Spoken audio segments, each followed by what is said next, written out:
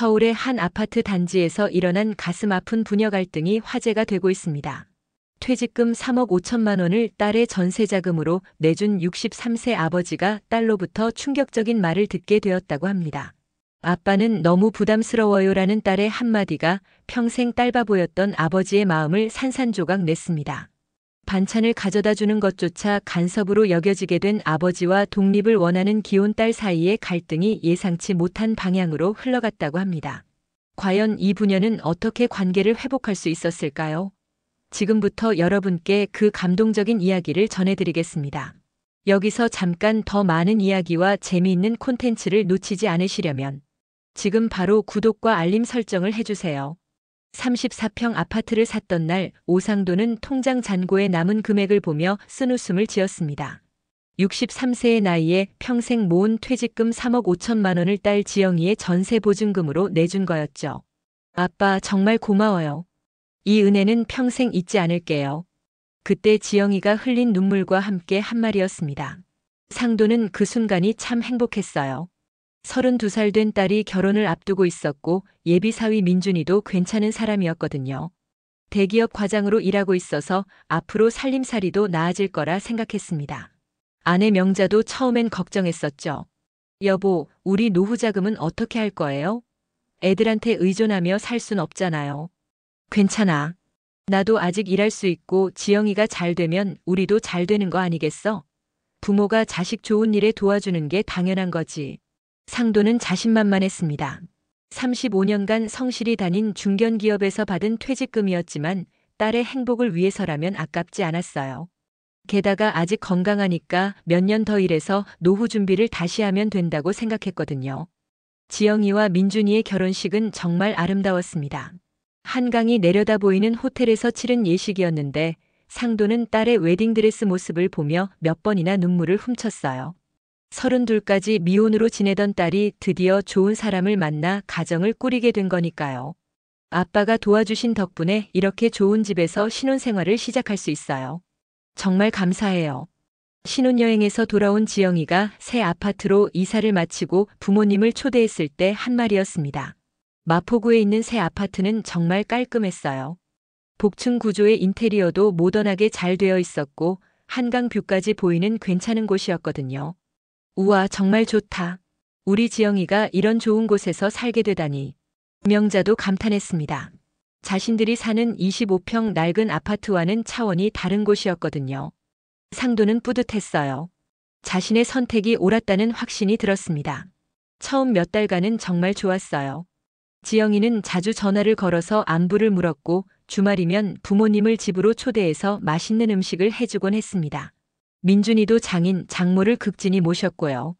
장인어른, 이번에 회사에서 성과급을 받았는데 용돈 좀 드릴게요. 아니야, 그런 건 됐고 너희들이 잘 살면 그게 최고야. 상도는 사위의 마음씨가 고마웠지만 돈은 받지 않았습니다. 젊은 부부가 돈 쓸 곳이 얼마나 많겠어요. 그냥 마음만으로도 충분했거든요. 하지만 시간이 지나면서 조금씩 변화가 느껴지기 시작했습니다. 처음에는 매주 하던 전화가 2주에 한 번으로, 그 다음엔 한 달에 한 번으로 줄어들었어요. 주말 초대도 한 달에 한 번, 그 다음엔 2달에 한 번으로 간격이 벌어졌습니다. 지영아, 요즘 어떻게 지내니? 아빠가 보고 싶어서. 아, 네. 잘 지내요. 요즘 일이 좀 바빠서요. 회사에서 프로젝트가 많아져서 주말에도 일해야 해요. 지영이의 목소리에서 예전만큼의 따뜻함이 느껴지지 않았습니다. 뭔가 귀찮아하는 듯한 톤이었어요.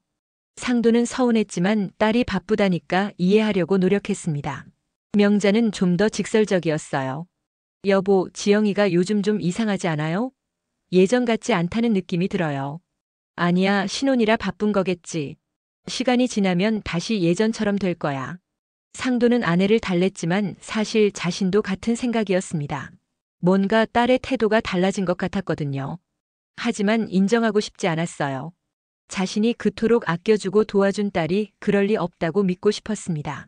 그러던 어느 날 상도는 명자와 함께 재래시장에서 장을 보고 있었습니다. 지영이가 좋아하는 나물들을 사서 갖다 주려고 했거든요. 지영이 김치도 떨어졌을 텐데 배추김치랑 깍두기도 좀 담가서 갖다 줄까요? 그래, 좋은 생각이네. 우리가 담근 김치가 훨씬 맛있잖아. 상도와 명자는 정성스럽게 반찬을 준비했습니다. 딸이 좋아하는 콩나물 무침, 시금치나물, 도라지 무침까지 정성껏 만들었어요. 그리고 주말 오후에 지영이 집을 찾아갔습니다. 지영아, 아빠가 왔어. 초인종을 눌렀지만 한참을 기다려야 했습니다. 그리고 나온 지영이의 표정은 썩 좋지 않았어요. 아, 네. 아빠, 엄마. 미리 연락을 해주시지. 반찬 좀 가져다 주려고 그랬어. 갑자기 와서 미안하다. 아니에요. 들어오세요. 지영이는 마지못해 부모를 맞아들였습니다. 하지만 예전처럼 반갑게 맞이하는 모습은 아니었어요. 뭔가 부담스러워하는 기색이 역력했습니다. 거실로 들어가니 민준이가 소파에 앉아 노트북으로 일을 하고 있었어요. 장인어른, 장모님. 안녕하세요. 응, 민준아. 바쁜데 방해가 됐나? 아니에요. 괜찮습니다. 하지만 민준이의 표정도 그리 반갑지만은 않았습니다. 뭔가 어색한 분위기였어요. 상도와 명자는 가져온 반찬들을 냉장고에 넣어주고 잠깐 이야기를 나눈 후 집으로 돌아왔습니다. 가는 길에 두 사람 모두 말이 없었어요. 여보, 우리가 너무 자주 가는 건 아닐까요? 집에 도착해서 명자가 조심스럽게 물었습니다. 글쎄, 그런 것 같기도 하고. 하지만 부모가 자식 걱정하는 게 뭐가 잘못이겠어? 상도는 답했지만 마음 한구석이 불편했습니다. 뭔가 달라진 딸의 태도가 마음에 걸렸거든요. 그로부터 한 달 정도 지났을 때였습니다. 상도는 우연히 지영이가 인터넷에 올린 내용들을 보게 되었어요. 평소에는 그런 걸 잘 안 봤는데 회사 후배가 알려줘서 스마트폰으로 들어가 본 거였습니다. 지영이의 게시글을 보던 상도는 갑자기 숨이 막혔어요. 며칠 전에 올린 글이었는데 내용이 이랬습니다. 결혼하고 나니까 부모님이 너무 자주 오시네요. 반찬도 계속 가져다 주시고. 고마운 마음은 있지만 이젠 좀 그만 보내셨으면 좋겠어요. 신혼부부의 프라이버시도 있는데 말이죠. 어떻게 말씀드려야 할지 고민이에요. 댓글에는 지영이의 친구들이 공감한다는 반응들이 달려 있었습니다. 맞아, 결혼하면 독립해야 하는데 부모님들이 너무 간섭하시는 경우가 많아. 우리 시어머니도 그래. 미리 연락도 안 하고 갑자기 오셔서 당황스러워. 차라리 솔직하게 말씀드리는 게 나을 것 같아. 상도는 스마트폰을 들고 있는 손이 떨렸습니다. 자신이 그토록 사랑하고 아껴준 딸이 자신을 이렇게 생각하고 있었다니요. 그동안 정성스럽게 만든 반찬들이 딸을 걱정하는 마음이 모두 부담이었던 거였습니다. 여보, 얼굴이 왜 그래요? 어디 아파요? 명자가 걱정스럽게 물었습니다. 아니야, 괜찮아. 상도는 아내에게 말할 수 없었어요. 명자도 상처받을 게 뻔했거든요. 하지만 마음속은 복잡했습니다. 서운함과 배신감 그리고 자책감이 뒤섞였어요. 내가 너무 나댔나? 딸이 싫어하는 줄도 모르고. 그날부터 상도는 지영이에게 연락하는 걸 주저하게 되었습니다. 전화를 걸려다가도 손을 멈췄어요. 혹시 또 부담스러워할까 봐서요. 2주 정도가 지났을 때 상도는 갑자기 가슴이 아파서 응급실에 갔습니다. 다행히 큰 문제는 아니고 스트레스성 가슴 통증이라고 했어요. 하지만 의사는 정밀 검사를 받아보라고 권했습니다. 혹시 최근에 스트레스를 많이 받으셨나요? 글쎄요. 특별한 건 없는데요. 상도는 대답했지만 사실 지영이 일로 많이 힘들었거든요. 밤에 잠도 제대로 못 잤고 식사도 제대로 안 했습니다. 병원에서 돌아온 상도는 명자에게만 말했어요. 병원에 다녀왔는데 정밀 검사를 받아보라고 하네. 뭐? 어디가 아픈데요? 왜 나한테 미리 말 안 했어요? 명자는 깜짝 놀랐습니다. 큰 건 아니래.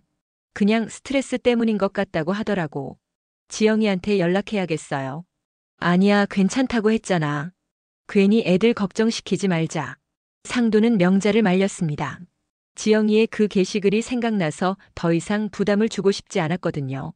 하지만 마음 한편으로는 기대했어요. 혹시 딸이 아버지 몸이 안 좋다는 걸 알면 연락이라도 올까 하고요. 그런데 사흘이 지나도 일주일이 지나도 지영이에게서는 아무 연락이 없었습니다. 여보, 그냥 우리가 연락하죠. 애가 바빠서 몰랐을 수도 있잖아요. 명자가 참다 못해 말했지만 상도는 고개를 저었어요. 아니야. 정말 큰일이면 그때 연락하자. 상도의 마음은 점점 무거워졌습니다. 자신이 평생 아껴준 딸이 이렇게 무심할 줄 몰랐거든요. 그러던 어느 날 상도는 더 이상 참을 수 없었습니다. 정밀 검사 결과가 나왔는데 다행히 큰 문제는 없었지만 혈압약을 먹어야 한다고 했어요. 그리고 스트레스 관리를 잘하라고 당부받았습니다. 지영이한테 가보자. 상도는 명자에게 말했습니다. 갑자기요? 미리 연락하고 가는 게 좋을 것 같은데요. 그냥 가자. 할 말이 있어. 상도의 목소리에는 결심이 느껴졌습니다. 토요일 오후 두 사람은 지영이 집으로 향했어요. 가는 길에 상도는 계속 생각했습니다. 뭐라고 말해야 할지, 어떻게 풀어야 할지요. 지영이 집 앞에서 초인종을 눌렀을 때 한참을 기다려야 했습니다. 그리고 나온 지영이의 첫 마디는 이거였어요. 아빠, 엄마 왜 미리 연락 안 하고 오셨어요? 목소리에 짜증이 섞여 있었습니다.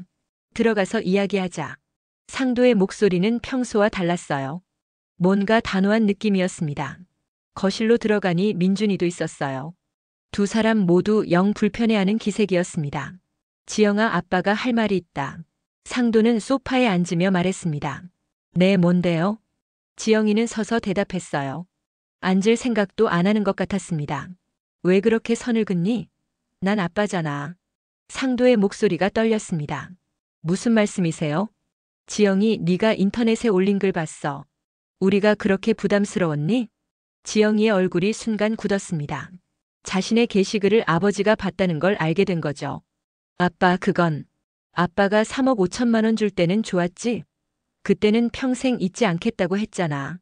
근데 이제는 반찬 갖다 주는 것도 부담스럽다고. 상도의 목소리가 점점 커졌습니다. 그동안 쌓였던 서운함이 한꺼번에 터져 나오는 것 같았어요. 아빠, 그게 아니라. 뭐가 아니야? 내가 병원에 갔다 왔는데도 연락 한 번 없었잖아. 그게 자식이 할 일이야?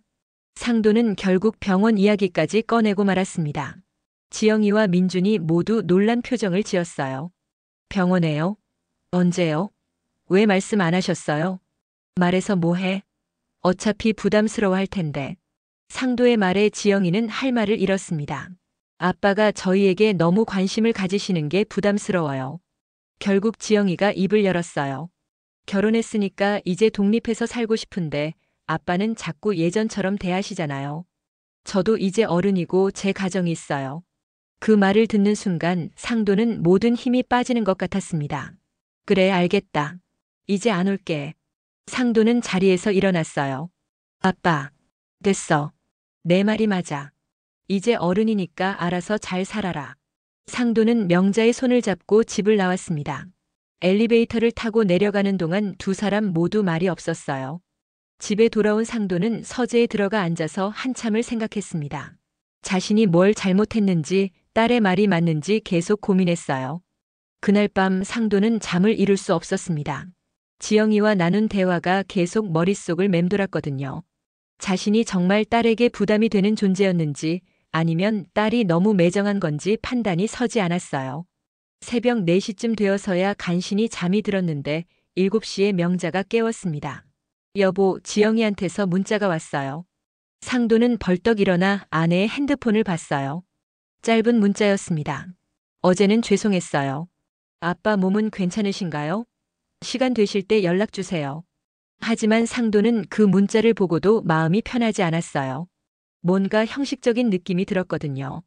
진심으로 걱정해서라기보다는 예의상 보낸 것 같았습니다. 답장 안 해요? 명자가 물었지만 상도는 고개를 저었어요. 나중에 해. 사실 뭐라고 답해야 할지 모르겠었습니다. 그 후로 2주 정도가 지났는데 지영이에게서는 더 이상 연락이 없었어요. 상도도 먼저 연락하지 않았고요. 명자는 답답해했지만 상도는 완고했습니다. 여보, 이러면 안 되잖아요. 우리가 먼저 연락해서 풀어야죠. 아니야. 애가 어른이라고 했잖아. 알아서 하겠지. 상도의 목소리에는 여전히 서운함이 묻어 있었어요. 그러던 어느 날 상도는 동네 카페에서 우연히 지영이의 친구 수진이를 만났습니다. 지영이 대학 동기로 결혼식에도 왔던 여자였어요. 아, 지영이 아버님. 안녕하세요. 수진이구나. 잘 지내지? 네, 잘 지내요. 그런데 아버님, 지영이가 요즘 좀 힘들어하던데 괜찮으세요? 상도는 깜짝 놀랐어요. 힘들어한다고? 왜? 아, 그게 부모님과 사이가 좀 어색해졌다고 하더라고요. 본인도 많이 후회하고 있어요. 수진의 말에 상도는 복잡한 기분이 들었습니다. 그래도 애가 독립하고 싶다는데 뭐 어쩌겠어. 이제 어른이니까. 아버님, 지영이가 정말 죄송해요. 그때 너무 감정적으로 말한 것 같다고 하더라고요. 사실 아버님이 해주신 것들이 얼마나 고마운 건지 알고 있어요. 수지는 지영이를 변호했습니다. 하지만 먼저 연락하지는 않더라고. 그게 뭐라고 말씀드려야 할지 모르겠다고 하더라고요. 아버님한테 상처를 드린 것 같아서 미안하기도 하고요. 상도는 카페를 나와서도 한참을 생각했어요. 딸이 정말 후회하고 있다면 자신이 먼저 연락해볼까 하는 마음도 들었거든요. 하지만 집에 돌아와서는 다시 마음이 굳어졌습니다. 그동안의 서운함이 쉽게 사라지지 않았어요. 그로부터 또 한 달이 지났습니다. 추석이 다가오고 있었는데 예년 같으면 지영이가 먼저 연락해서 어떻게 지낼지 물어봤을 텐데 올해는 조용했어요. 여보, 추석은 어떻게 해요? 지영이한테 연락해볼까요? 명자가 조심스럽게 물었습니다. 글쎄, 애들이 알아서 하겠지. 우리는 우리끼리 지내자. 상도는 여전히 고집을 부렸어요. 추석 당일 오전에 지영이에게서 문자가 왔습니다. 추석 잘 보내세요. 송편 만들어서 갖다 드리고 싶었는데 나중에 시간 되실 때 뵈어요. 상도는 그 문자를 보며 마음이 복잡했어요. 딸도 나름대로 미안해하고 있다는 걸 느꼈거든요. 하지만 여전히 먼저 연락하기는 어려웠습니다. 답장이라도 해요. 명자가 재촉했지만 상도는 간단하게만 답했어요. 너희들도 잘 보내라. 그날 저녁 상도는 서재에 앉아서 편지를 쓰기 시작했습니다. 말로는 표현하기 어려운 마음들을 글로 정리해보고 싶었거든요. 지영아, 아빠가 편지를 쓰는 게 언제만이니? 내가 중학생일 때 수학여행 가서 보낸 편지 이후로 처음인 것 같구나. 그동안 아빠가 많이 생각해봤어. 내 말이 맞을 수도 있겠다 싶었다. 아빠가 너무 간섭했나 보다.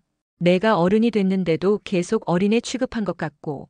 사실 아빠는 내가 태어났을 때부터 지금까지 너를 위해서라면 뭐든 할 수 있다고 생각해왔어.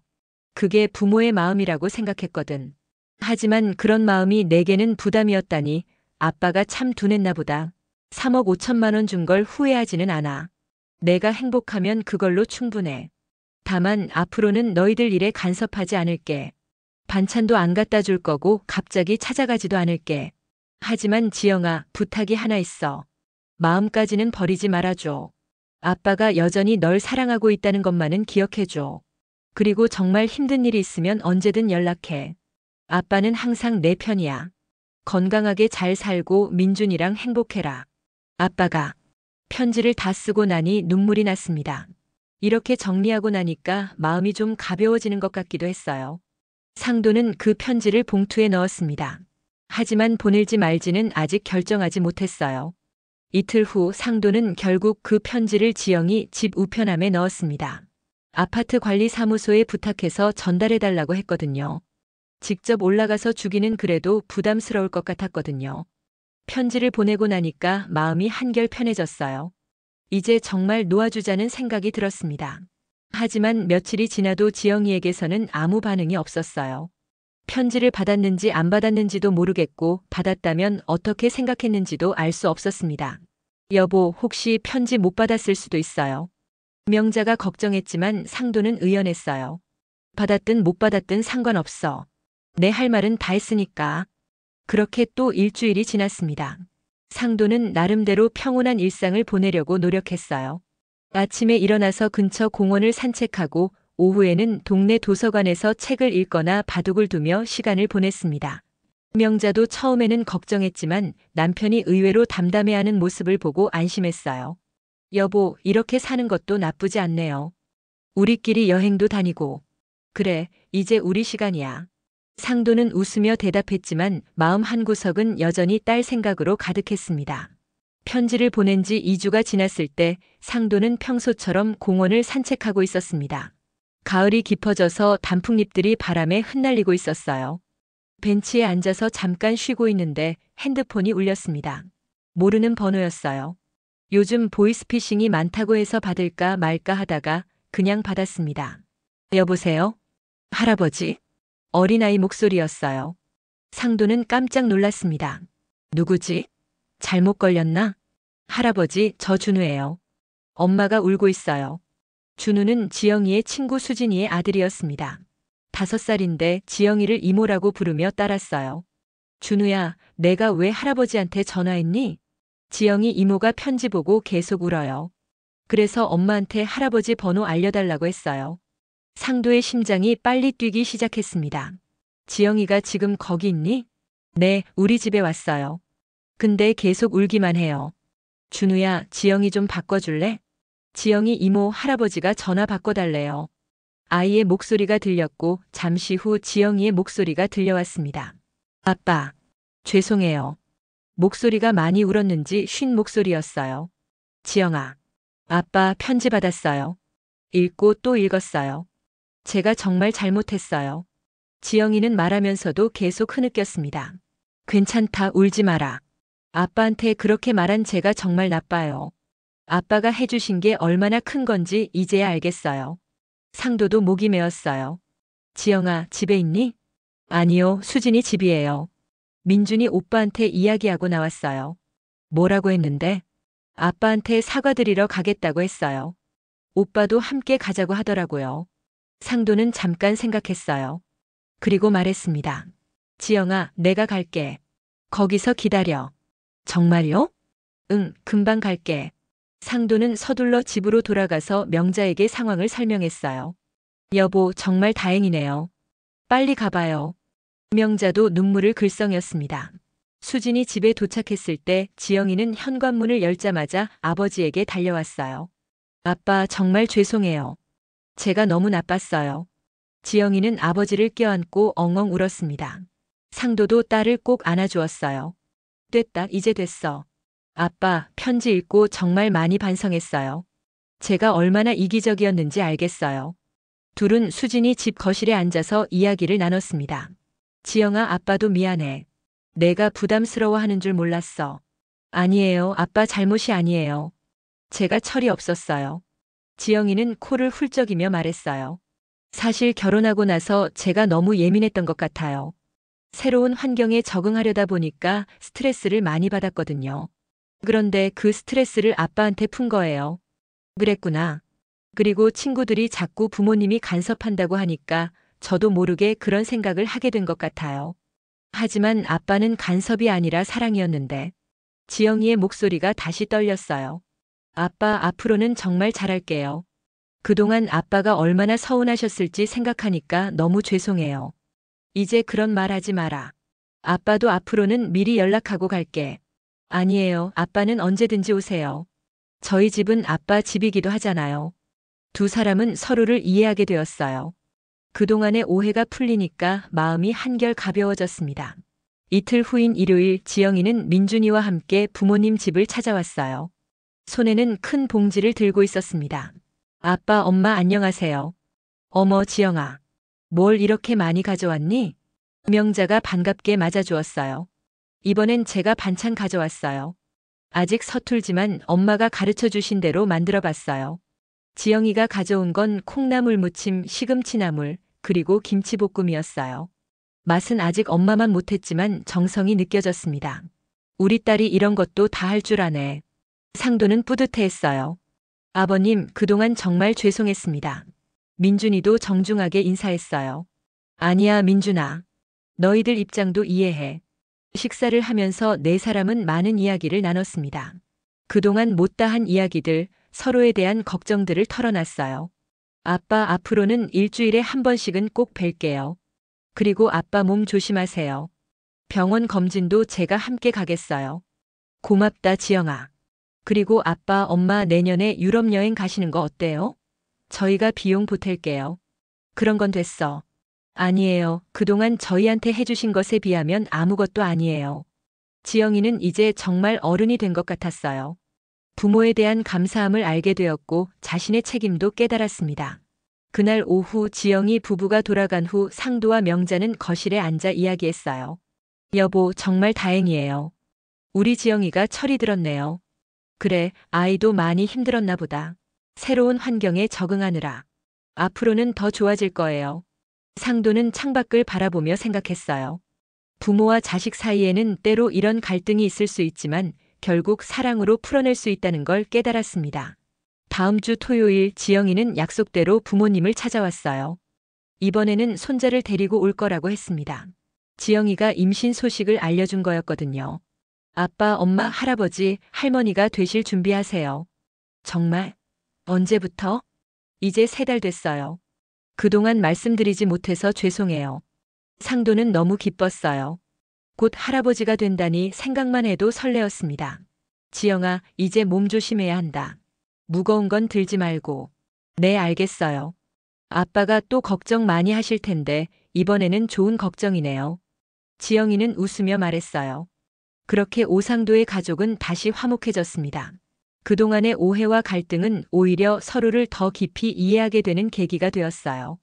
그리고 곧 태어날 손자 때문에 집안은 더욱 활기찼습니다. 상도는 이제 진짜 행복했어요. 딸과의 관계도 회복되었고 곧 할아버지가 되니까요. 그동안 힘들었던 시간들이 모두 보상받는 기분이었습니다.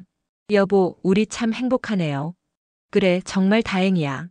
상도와 명자는 서로 손을 잡고 미소 지었습니다. 가족이란 이런 거구나 하고 다시 한번 느꼈어요. 때로는 갈등도 있고 오해도 있지만 결국 사랑으로 모든 걸 이겨낼 수 있다는 걸 말이죠.